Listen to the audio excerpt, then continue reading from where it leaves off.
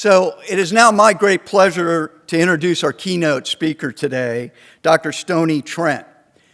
Dr. Trent is a cognitive engineer and military intelligence and cyber warfare veteran with extensive experience planning and leading interdisciplinary initiatives. He's a retired Army colonel and a research professor at Virginia Tech. Dr. Trent is the founder and president of Bulls Run Group, LLC, a company that specializes in delivering human-centered artificial intelligence for high-risk work. I'm interested in learning more. At Virginia Tech, he led planning of a University Institute for National Security. He serves as fellow for the Acquisition Innovation Research Center and leads cross-departmental strategic initiatives. Ladies and gentlemen, please welcome Dr. Stoney Trent.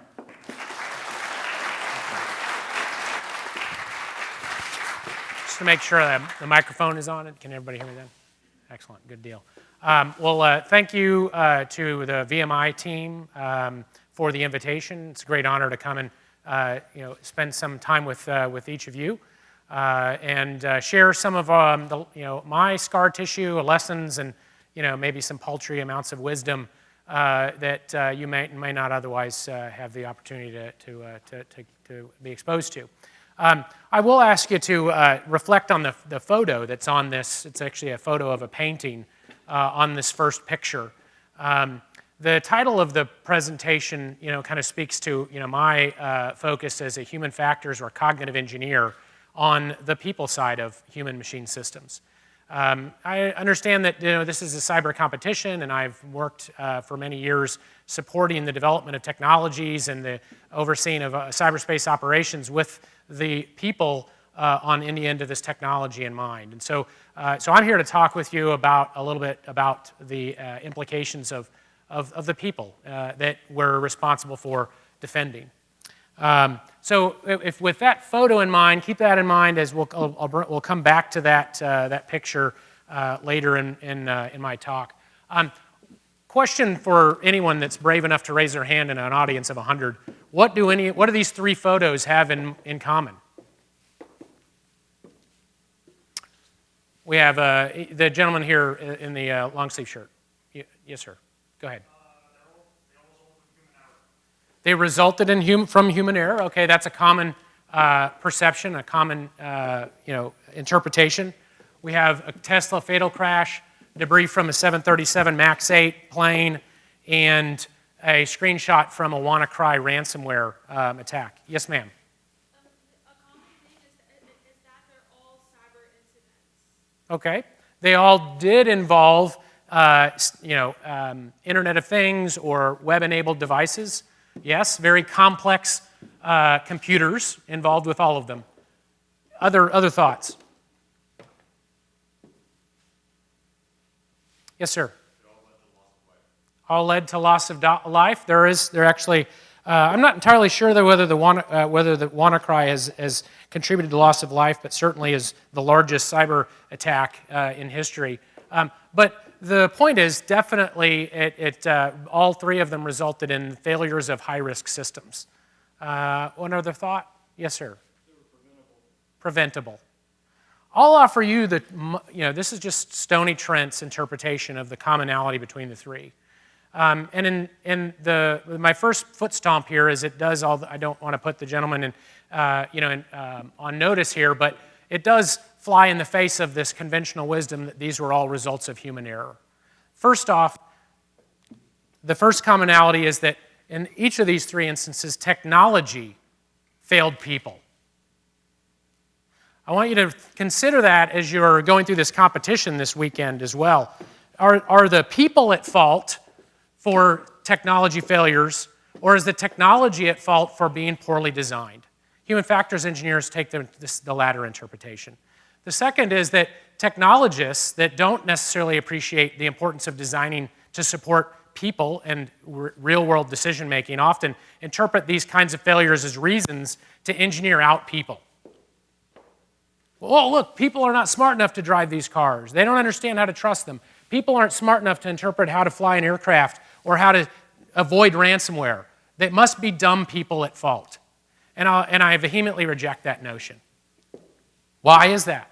We have 20, actually 30 plus years of research in failures of complex systems that all indicate that human error is a false label for what is typically a cascade of errors in complex systems resulting from bad system design.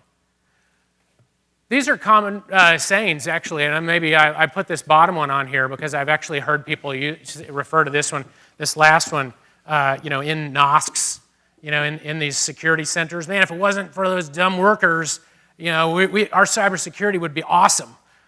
How do we avoid people being so dumb at their terminals?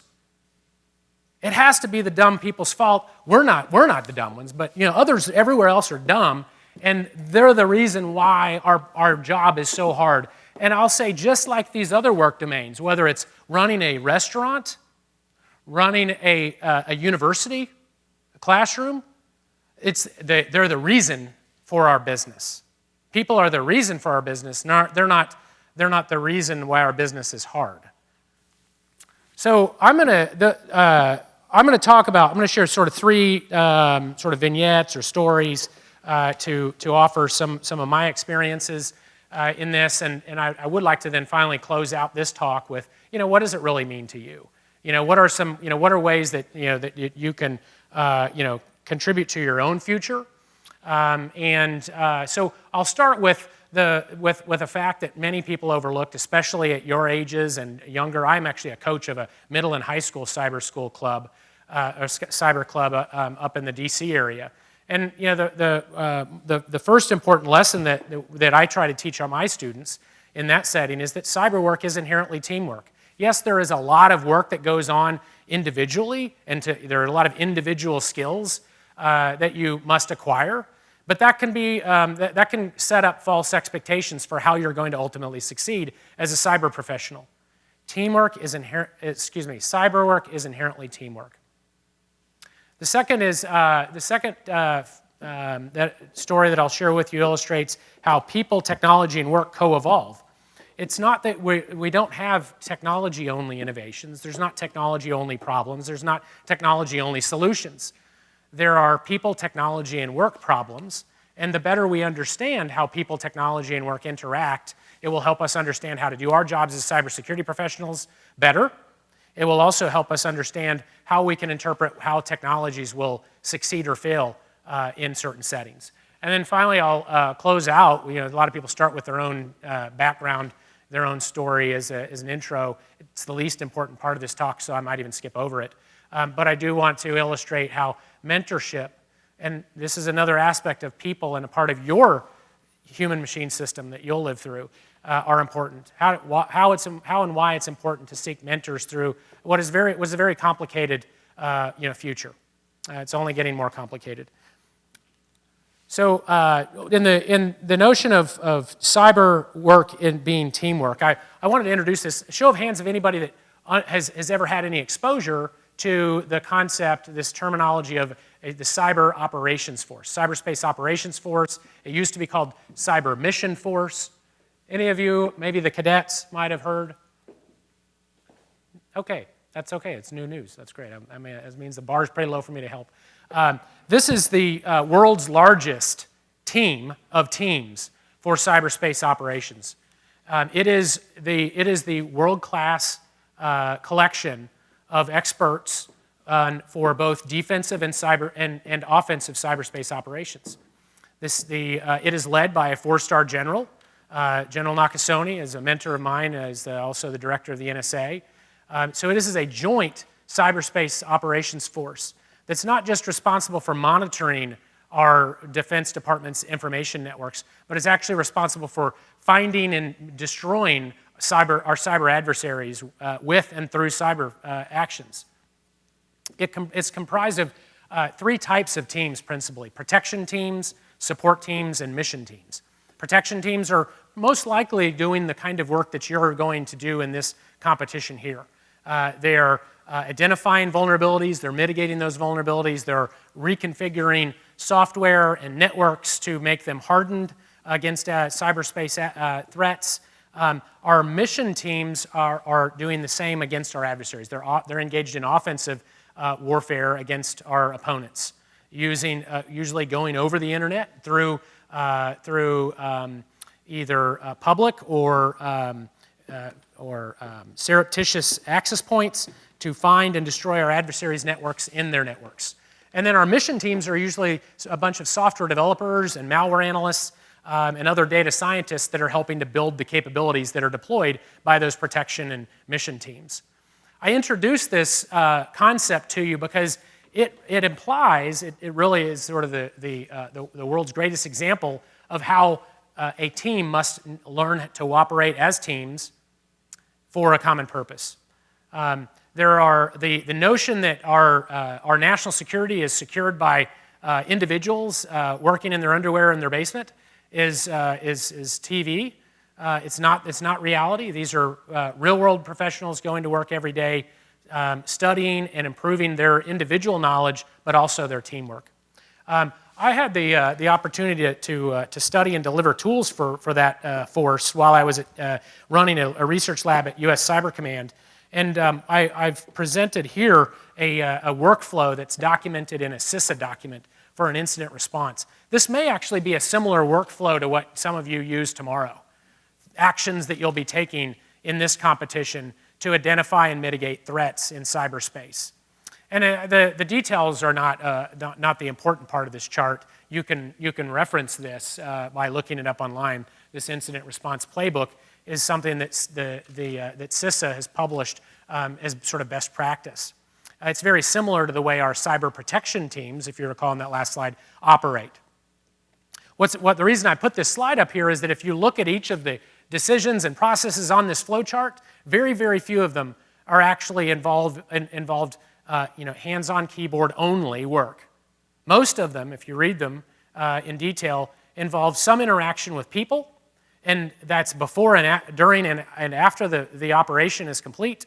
And my contention on this, based on experience and observations, is that that is what ensures success ultimately.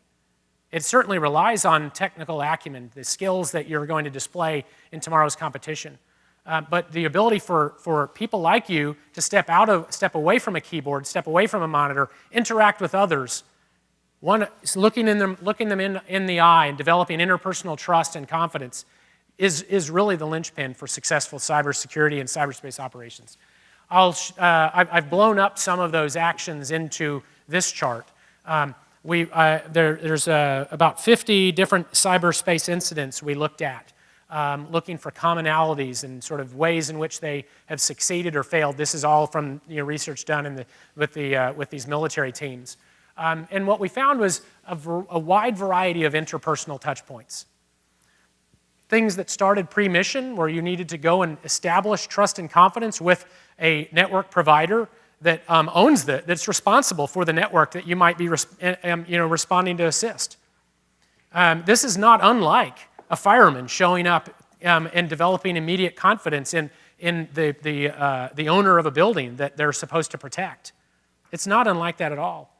If they showed up with their hat on sideways and their hoses all full of holes, their truck with 2 flat tires, not a lot of confidence going to be displayed.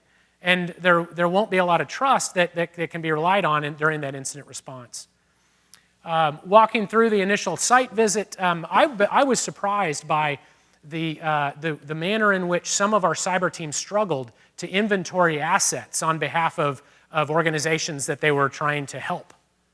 Because the organization we were responding to, and with in this case, did not have, they may not have had enough knowledge about their network, but they also might not have had enough trust in the team that was showing up. Well, they have more knowledge of what's going on, what's important. Who are you to come in and help us? And so even sometimes when these incident response teams are directed, know that you're going to be working with echelons of people, individuals, somewhere in that organization that may not agree that there is a problem, may not agree that you're the right person to help them with that problem. may actually be smarter than you, may be more technically competent than you. All of those things may be true. And so the people in these scenarios, in these situations, even on the cybersecurity teams, are just as important as the technologies that you're going to employ, the technologies that you're going to encounter. All the way through the mission, all the way back to following up. If you didn't do a good job in an incident response of establishing trust and confidence with that customer, that client, that supported organization, how likely it is that they're going to actually take many of the actions that you've recommended? Some of your actions may be embarrassing to them. Some of your recommendations may suggest that they're doing things poorly or inaccurately. That may encourage them to hide those recommendations. These are all the realities of people in the real world.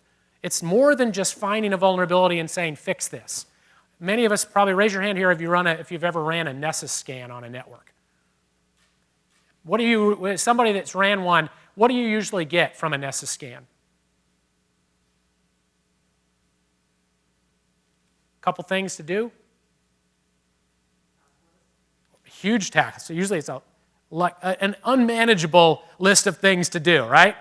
I mean, if you've ran a Nessus scan on a real-world, large-scale enterprise network, you will have an unmanageable list of things to do. How do you prioritize those things? Know that those people that you're assisting are doing those same things. How do they know that your recommendations for how to prioritize things are any better than what they're doing? And so I just want to offer this in terms of this is not just a product of people being incompetent or unwilling to secure their networks.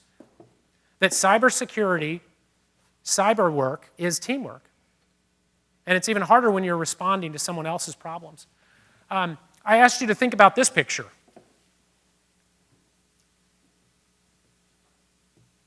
What's significant about the horse archer here? Someone willing to guess?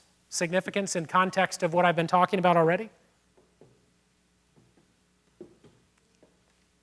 It certainly shows people, technology, and work, doesn't it? This is an ancient depiction of people, technology, and work. We think people, technology, and work is a new thing. Oh, that's got to be because you're talking about computers. It's not. The reality is, a misperception is that we have these technology-only problems. And that technology, just a better piece of technology might ultimately solve all of my problems.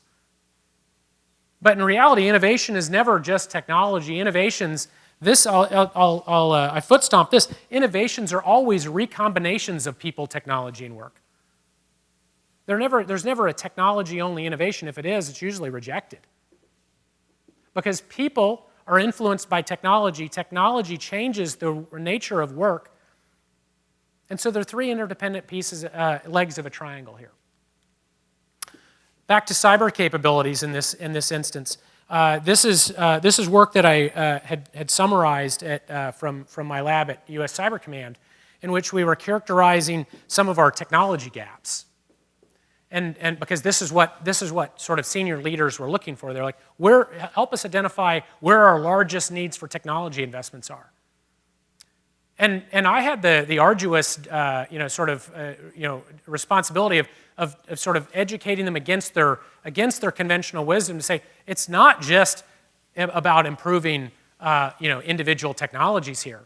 Any improvements of any of these cyber technologies will change the roles that we have on our cyber teams.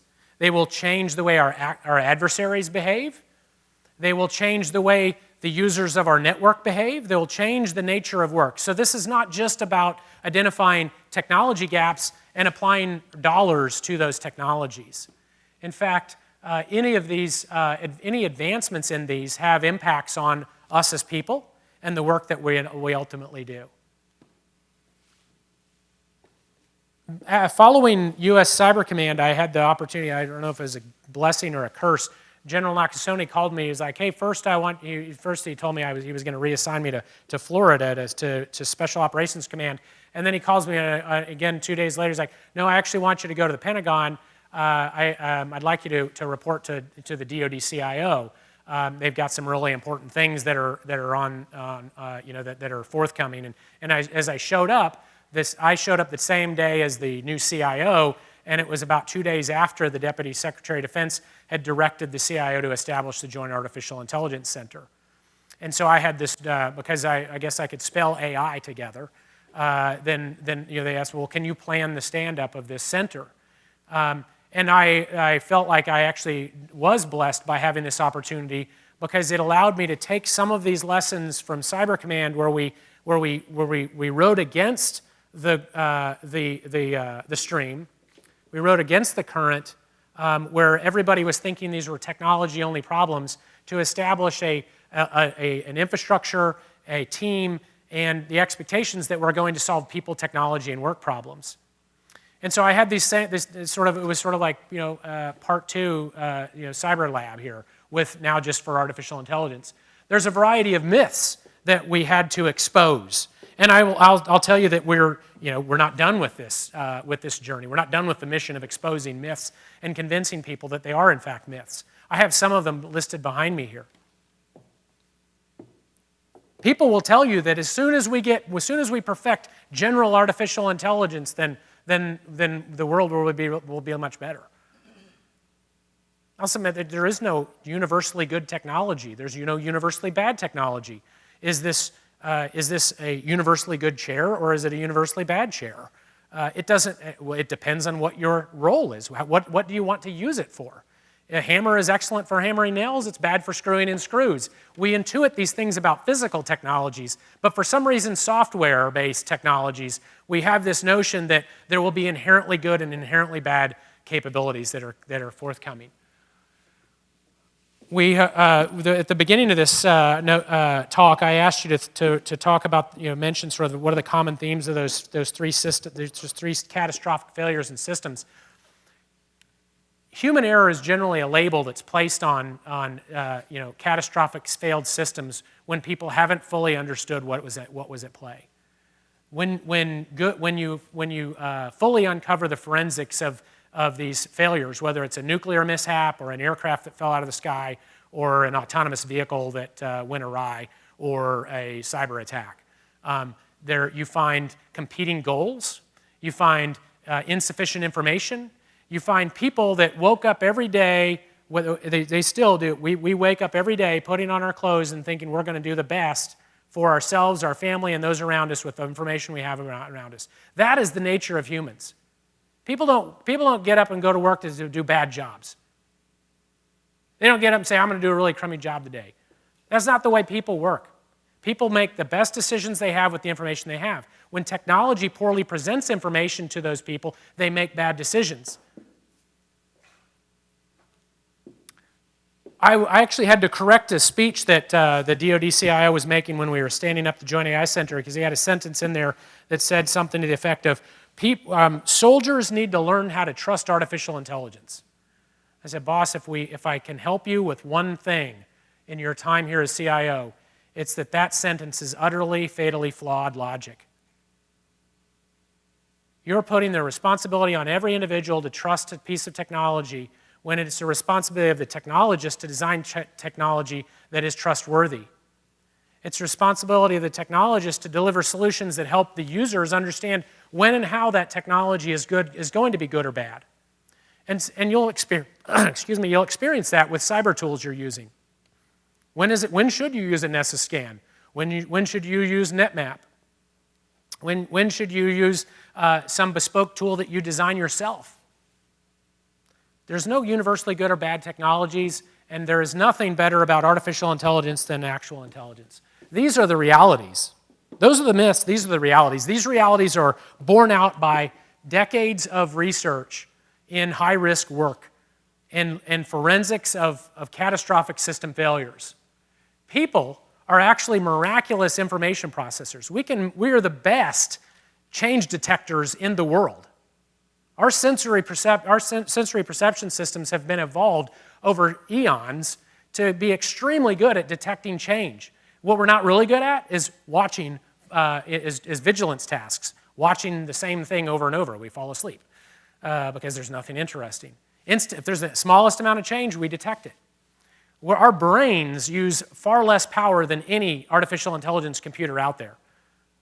It operates on like 5 watts of energy or something like this to power your brain, which far surpasses any computational power of the strongest of the strongest high-performance computings out there that burn, sort of fossil fuel every day.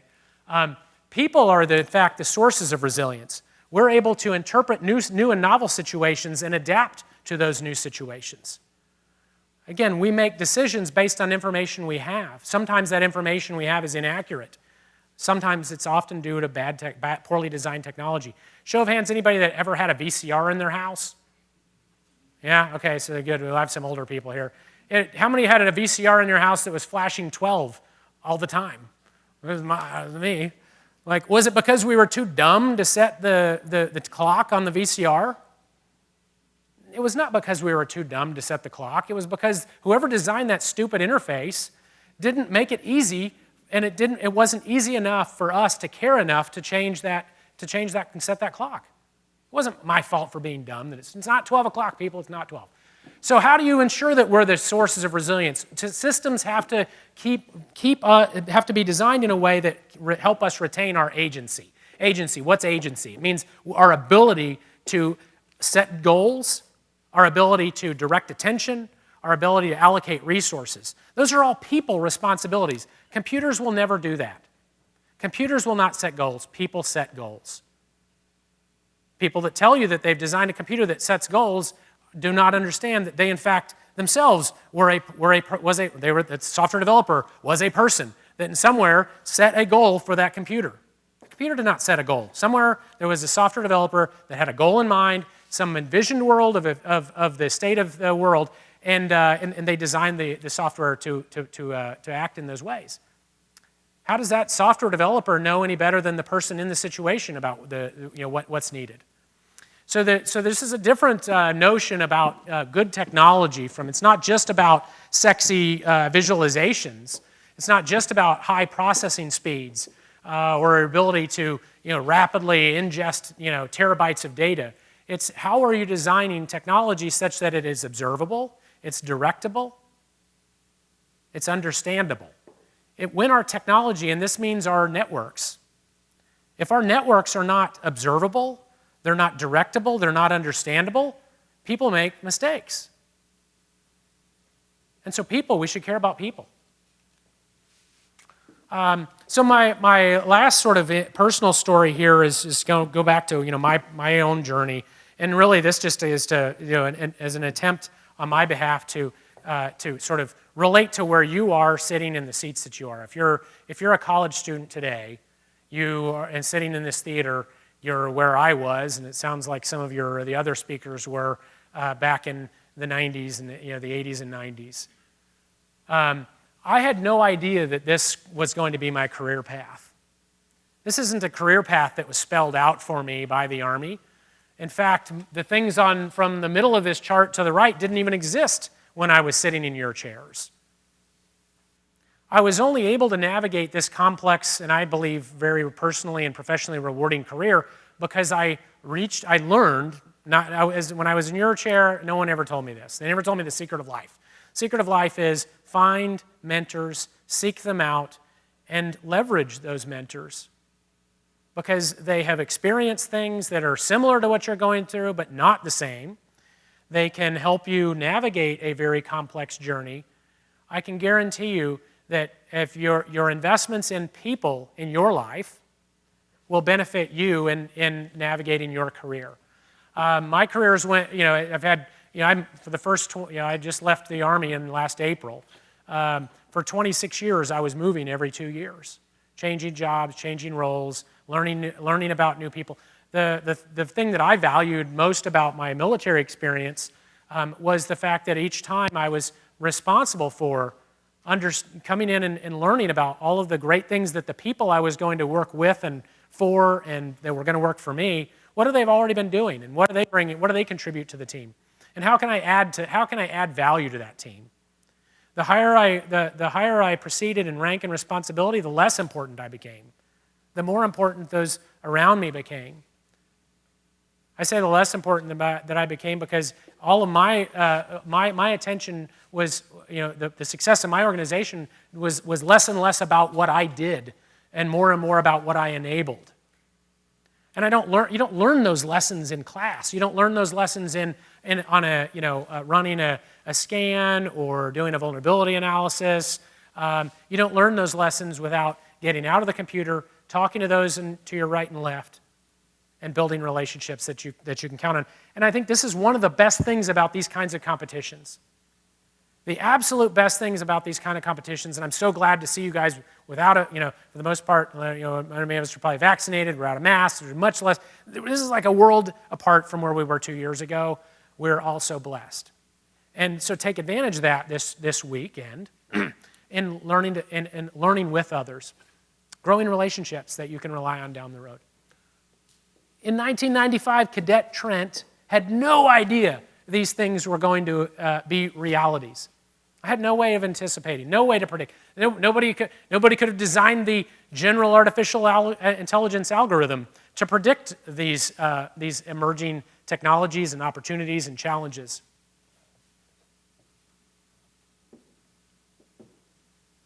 I just finished watching an Apple TV series this last week called The Morning Show. And it was like really hit home to me because the show kind of tracks through the early days kind of leading up to the pandemic and sort of the closing down and everything. And it was almost like, is it too fresh? Is it too raw to see this unfolding? Because you can see this, you can see how everything is, you know where it's all going to go. You know what's going to happen over the next 2 years. And you see people behaving in ways that make sense to them based on the information they have at the time. They're not stupid. The best information they have is being presented to them in ways that cause us to make bad decisions.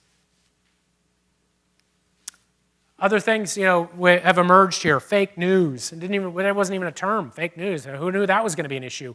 Who knew it was going to be even easier and easier to create fake news with ubiquitous internet, cloud computing, artificial intelligence. I edited this slide at the beginning of this week because the world's now at war. I'll say the world because it really is. It is a world struggle that is centered in Ukraine right now. It reminds me of to a much greater extent, the conflicts in the former Yugoslav Republic at the time when things were devolving. With respect to Kosovo and Serbia, and the United States was asked to come in and serve as peacekeepers. That wasn't a technology victory for the Kosovars to encourage the United Nations to interact on their behalf. It was a people. It was a people initiative. It was people reaching out on their own initiatives, conveying their realities, leveraging their relationships. For strategic benefit.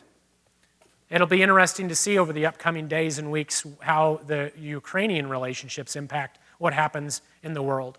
Certainly there will be cyberspace operations that are ongoing right now in Ukraine. We know that Russia is one of the largest threat adversaries that exists in the world. China is the number 2 and North Korea is number 3. We know these are adversarial countries. We know that's going to go on. But what about the unknown is how the people involved with these systems will react to them. So what's next for you then? I've tried to share some of my experiences about my sort of oddball. I call it a football bat career. Nobody really in the Army ever knew really what to do with me as through my career. How are you going to be different? What are your career paths? I submit that many of you probably are thinking about graduating and getting a job at industry, and that's perfectly fine. I would like to, I think one of my ulterior motives for this talk is to offer you some recommendations or insight on other opportunities. Graduate school is an awesome opportunity. Military service, government civilian jobs, and you even heard one of your sponsors here at Booz offers contracted roles that are still national security responsibilities. I'll just offer you just a little bit of insight because I am from Virginia Tech, although I also have other corporate responsibilities. Virginia Tech, alongside other universities, but I think they're the best because I work there, right? We offer some really special programs, And I've been involved with really outstanding universities elsewhere, as you've seen in an earlier slide. But Virginia Tech has some outstanding opportunities that I have not seen in other institutions. They involve lots of scholarships, lots of national security-related research and education programs, lots of focus on internships, and those can make for very meaningful graduate school opportunities. I actually kind of reflect on, man, I'm kind of jealous. I wish I would have had some of those opportunities whenever I was a student. I talked about the Cyberspace Operations Force. There's a lot of benefits. There's a lot of beneficial characteristics to working, applying your skills on behalf of our nation in the Cyberspace Operations Force as an active duty, guard, reservist, government civilian, or even a contractor. You can work in any of those capacities. We focus on national security missions. It's not just about writing new cell phone apps for Candy Crush or something. These are real world challenging missions that we have. They're things that you can only do when you're in these roles. It's not legal for an employee of Sony to launch offensive cyber warfare against our adversaries. You can do that in this part of the Cyberspace Operations Force. And some of you might not be cadet. You might think, well, I'm not in ROTC. Some of you guys are probably, right? Some ROTC, cool. Someone raise your hands. Some people, but most of you are not. And so you're like, what's my path to that? The Army, and I think the other components, we actually direct commission people with cyber skills. We can direct commission up to the rank of colonel, if you can imagine that. I mean, just like surgeons, we can bring in, if you're like Ph.D. level, super brain for cybersecurity, we can direct commission you in at the rank that I just retired at. So you wouldn't have had to have done all of the ROTC to find a career as an officer doing cyberspace operations. I think that's an amazing change that we've made. Leadership at all levels. Everybody that's brought into a military organization gets leadership lessons, gets leadership opportunities. This is the number one value, as I mentioned. It's us putting you in position of leadership and responsibility, no matter how junior you are. I mean, it's pretty incredible. And we have entry-level roles that that span the gamut of work that you're probably doing some of this in the competition, maybe interested in doing more.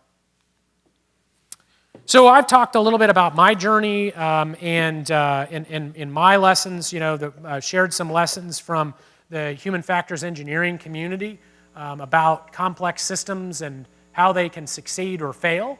I don't know if I have additional time, but I've tried to reserve some time for any particular questions that you might have about anything that I've shared with you so far today. We do have time for questions. So ladies and gentlemen, what I'd like you to do is if you have a question, and I know you do, if you'll come out to the aisle and come to one of the microphones on either aisle so we can all hear your great question and Dr. Trent's response. Thank you, sir. Please.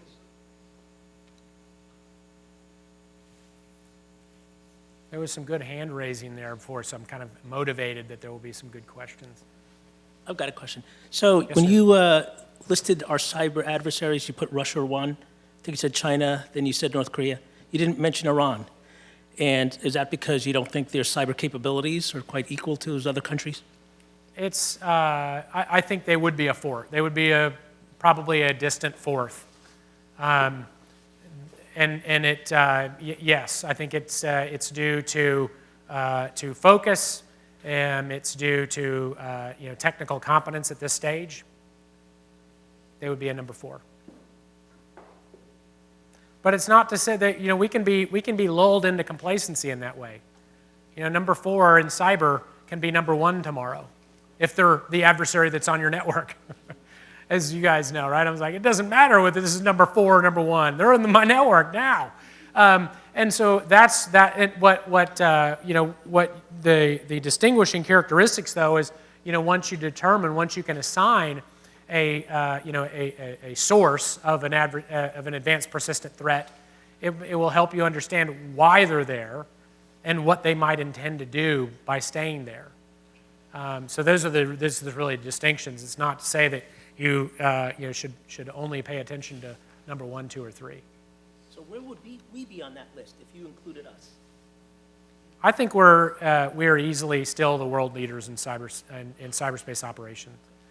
I say that because of the of our concerted effort to assemble teams of teams, and when you operate as in coordinated fashion, when you have purpose and you have the industrial capacity that the United States has, it's really hard to to compete with that.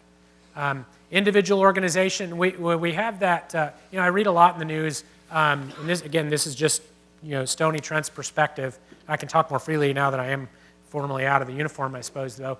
I read a lot about people that say, well, okay, maybe if we just unleashed the hounds and we just acted with the same morals that the Russians or any of our adversaries act, they don't have the same constraints that we have. That's what's holding us back. That's why they'll always be better than us.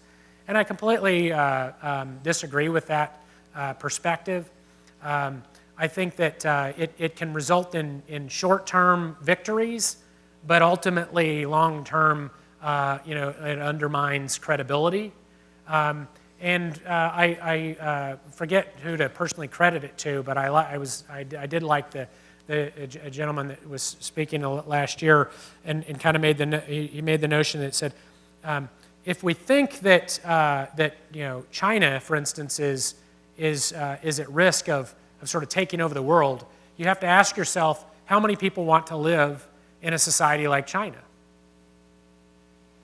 How many people want to live in a society like Russia? How many people live in...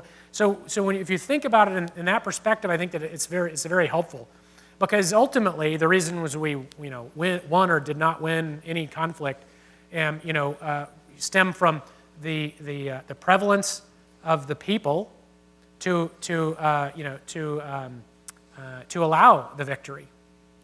The Cold War was won as much as a cultural and financial victory as it was anything of military demonstration. So I think that even though we have adversaries that may have individual nuanced advantages, they're tactical advantages at best, and our strategic advantages far outweigh them still. And I say that about artificial intelligence too. I had to testify in front of the Senate Armed Service Committee when we were standing up the Joint AI Center, and at the time, there still is, every day there's lobbyists from Silicon Valley in front of our legislators talking about how the US government should be spending more money on artificial intelligence. What they really mean is spending more money on their company. Is really what they mean, truthfully. I have the solution, the government should be buying my stuff. But they don't say it that way. So they say, well, we should be spending, look how much money, look the billions of dollars that China is spending in artificial intelligence. I actually gave a different talk about how we're actually, in fact, not losing to China in the artificial intelligence race. Because the investments in technology are not just about dollars. It's not just about the amount of money that you spend on technology. It's what you're spending the money on. And if you're investing in the wrong things, like automating people out of systems, you're investing fast in a dead-end solution. You're investing a lot in a dead end. And so it's not just about how much you're spending, it's also the manner in which you're spending it and the way you're... And I think generally our economy, our industry, has sort of a collective wisdom about it. And so right now there are pockets of ignorance in industry, and I could point to many of them, and some of them fell out of the sky or crashed into bunkers in my presentation. Those are pockets of ignorance, but as a collective, the United States industry is collectively very intelligent. It's going to keep us ahead. Yes, sir. So when you discuss something like ranking countries on their power, how much of a difference does funding and compared to human power in the workforce change that? So if a company has a lot of money, they could theoretically develop more, but if you don't have people interested in it, then they're not going to get anywhere. So at what point does the size of a country matter with natural resources and people that are interested in it? I think your question, I think, relates to some of my earlier comments, And this is the reason why our economy and our technologies are so vastly more successful than others. We look to a country like Russia and we think that they're on par with us, but their economy is a paltry sliver of ours.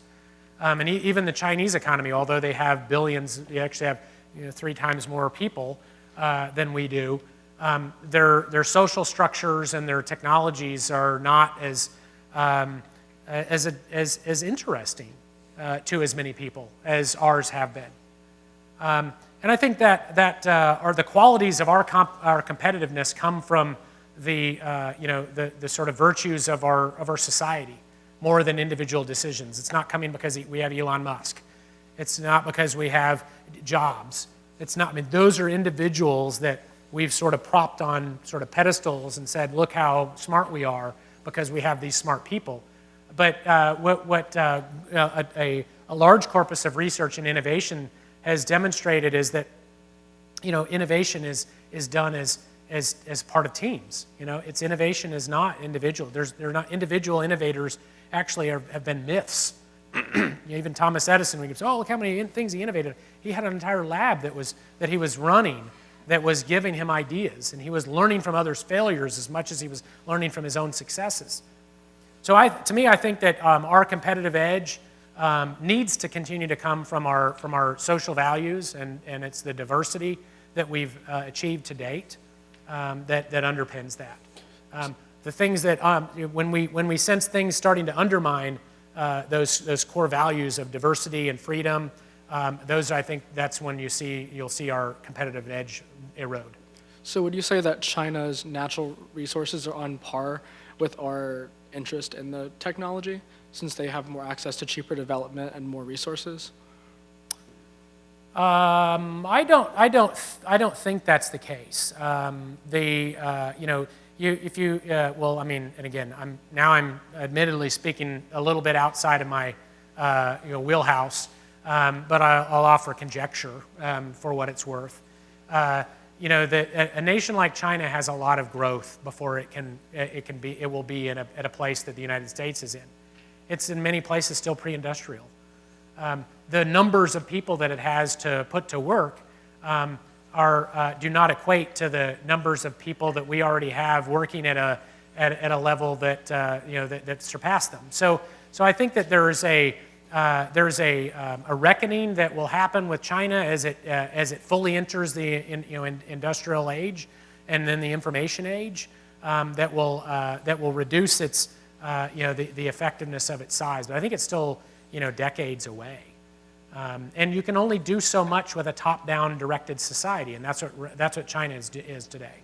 China, like Russia and Soviet Russia, is trying to highly direct everything, control every aspect of their society, and centrally promote the things that they value. And I think that undermines it. It's inherently inefficient for innovation. Thank you. Thank you for your questions. Oh, I'm sorry. Yeah, I'm sorry. I didn't see you. Sorry about that. No, yeah.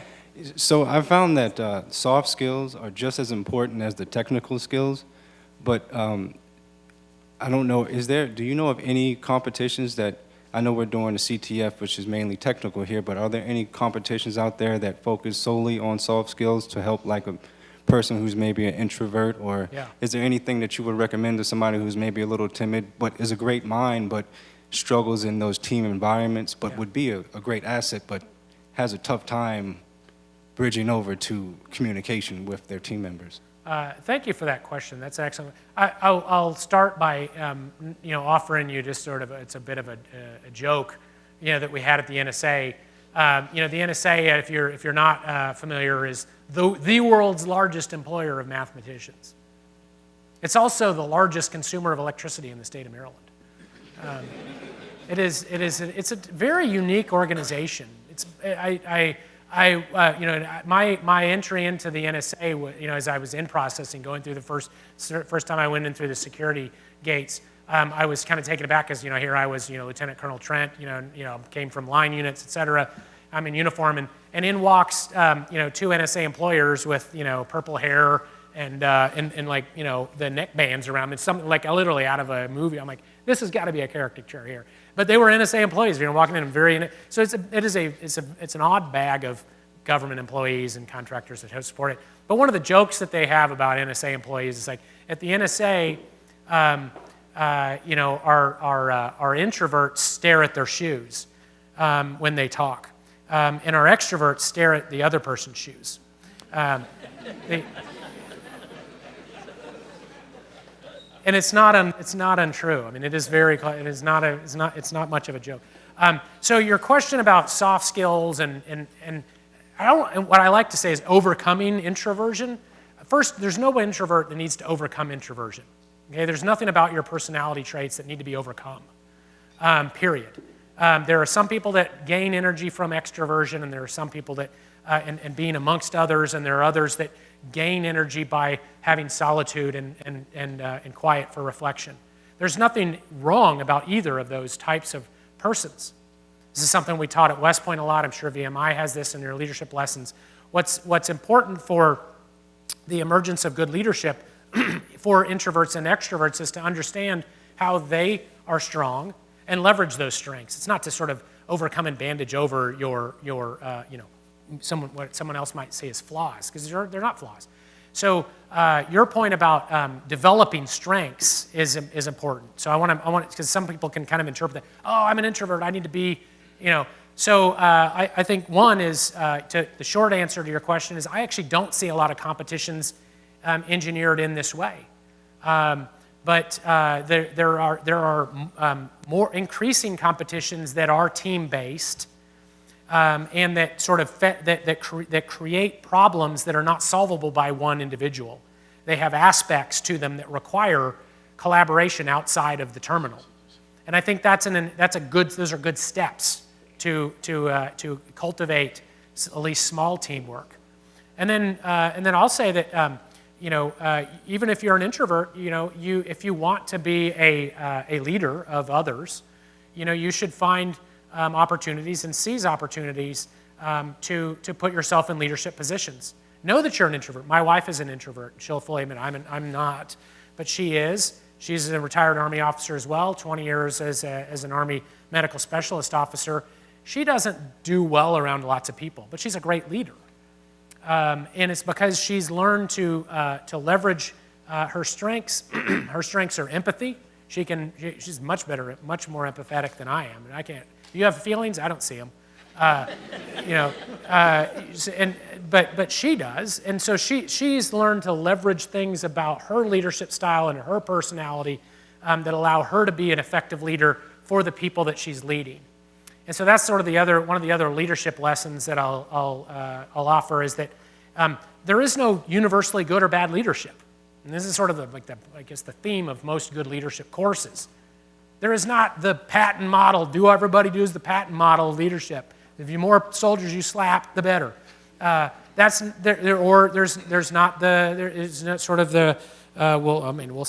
Steve Jobs was kind of an introvert. Like, oh, that's the perfect model of leadership. The best model for leadership is one in which the leader adapts his strengths, his or her strengths, to the organization that they're leading. I used a completely different approach when I was a tank platoon leader with people that are turning sprockets and firing main guns than I did when I was leading researchers at Virginia Tech. I led a team of 50 researchers designing a charter for an institute.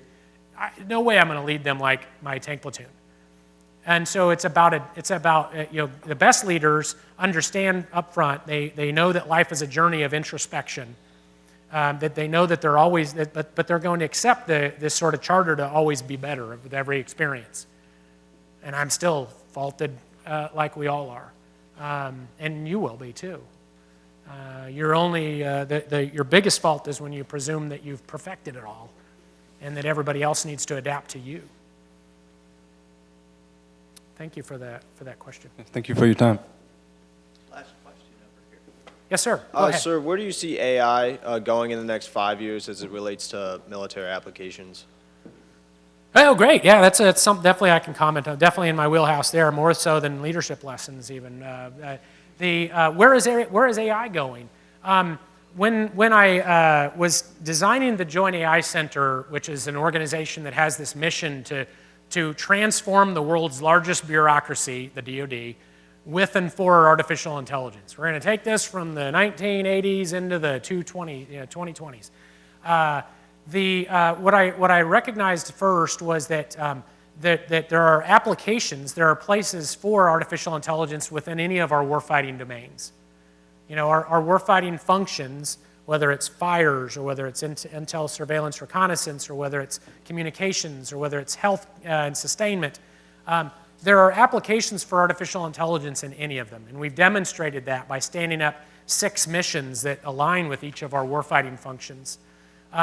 What we learned by that journey was that there are common barriers to implementing artificial intelligence in mature, as mature as the DoD gets. I mean, it's one of the most mature you can get.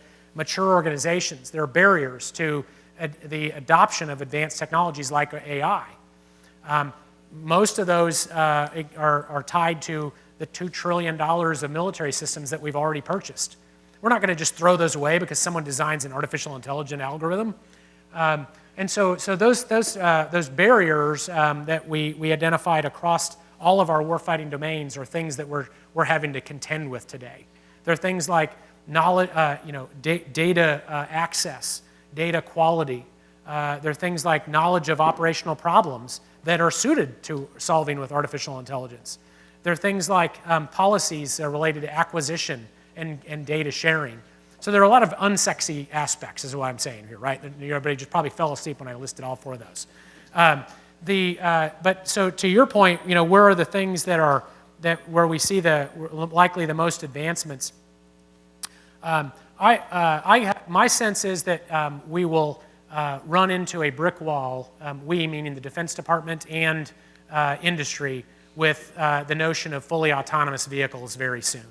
Within 5 years, it will be very clear that we've demonstrated with other advanced technologies for decades and for as long as we've made technologies that you don't design people out.